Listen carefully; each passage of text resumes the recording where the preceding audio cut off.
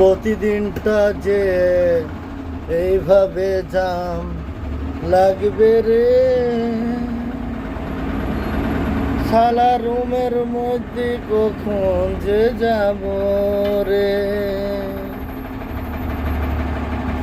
কত হয়রানি হই আমি এই জামে রে, পা দুটো ব্যথায় আমার করে যে। কত গিয়ার লাগাবো এই জামের মধ্যে রে, লেওড়া শুধু জাম কত দেখবো রে।